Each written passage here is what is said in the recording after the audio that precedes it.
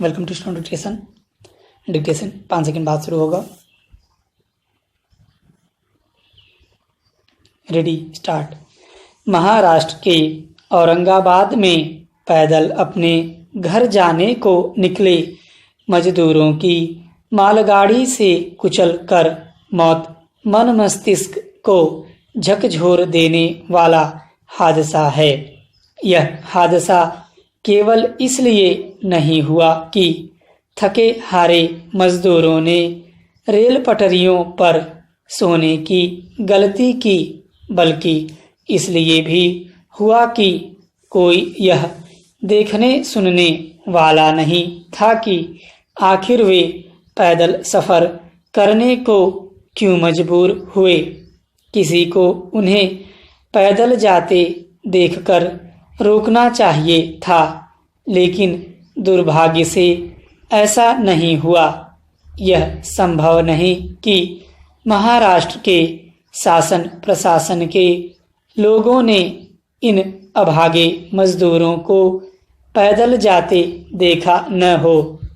साधनहीन मजदूरों की दीन दशा देखकर भी उनकी अनदेखी करना संवेदनहीनता की पराकाष्ठा है। उन कारणों की तह तक जाने की जरूरत है जिनके चलते श्रमिक स्पेशल ट्रेन चलाए जाने की घोषणा के बाद भी मजदूर पैदल ही अपने गांव घर के लिए निकल ले रहे हैं। समस्या केवल यह नहीं है कि महाराष्ट्र के विभिन्न शहरों में रह रहे मजदूर ही पैदल अपने गांवों के लिए कूच कर रहे हैं, बल्कि यह भी है कि अन्य राज्यों में रह रहे कामगार भी ऐसा करने को मजबूर हैं। कहीं ऐसा तो नहीं कि मजदूरों को उनके गांव पहुंचाने की जो व्यवस्था की गई है उसमें कोई खोट है। आखिर क्या कारण है कि आए दिन ऐसे समाचार आ रहे हैं कि प्रमुख औद्योगिक शहरों में रह रहे मजदूर अपने गांव जाने की मांग को लेकर सड़कों पर निकल आ रहे हैं। इससे संतुष्ट नहीं हुआ जा सकता कि कुछ राज्य बाहरी मजदूरों से रुकने का आग्रह कर रहे हैं। उन्हें यह समझना होगा कि इसके साथ ही यह भी जरूरी है कि उनके खाने रहने की उचित व्यवस्था की जाए। यह मानने के पर्याप्त कारण हैं कि अनेक स्थानों पर यह व्यवस्था संतोषजनक नहीं। यह आवश्यक ही नहीं, अनिवार्य है कि जिन भी राज्यों से मजदूर पैदल अपने गांव जाने के लिए निकल ले रहे हैं उन्हें जवाबदेह बनाया जाए।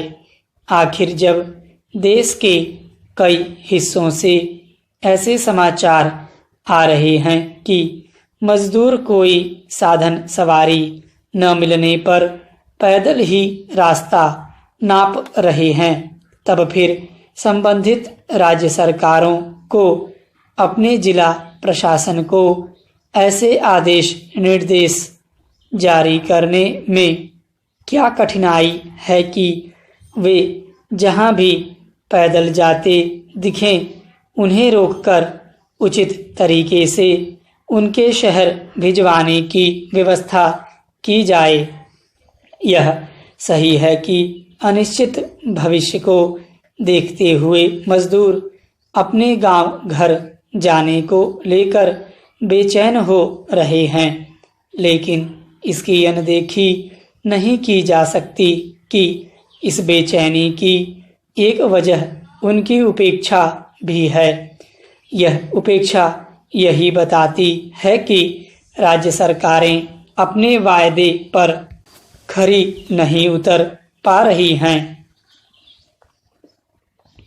मुख्यमंत्री योगी आदित्यनाथ ने नेता प्रतिपक्ष राम गोविंद चौधरी को पत्र लिखकर सही नसीहत दी है कि यदि वह कोरोना नियंत्रण मुहिम में जुटे तंत्र का मनोबल नहीं बढ़ा सकते तो कम से कम निरर्थक आरोप लगाकर मनोबल गिराना तो नहीं चाहिए।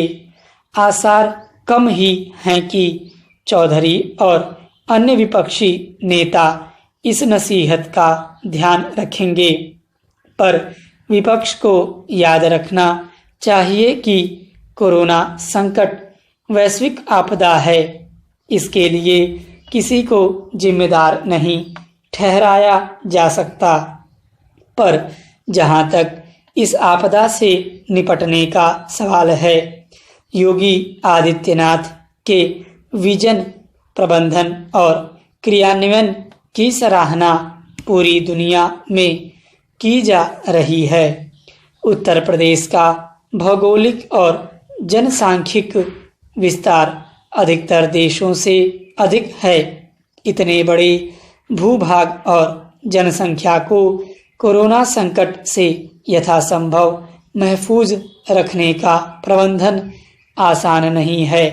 योगी सरकार ने बहुत व्यवस्थित तरीके से इसे करके दिखाया। स्टॉप।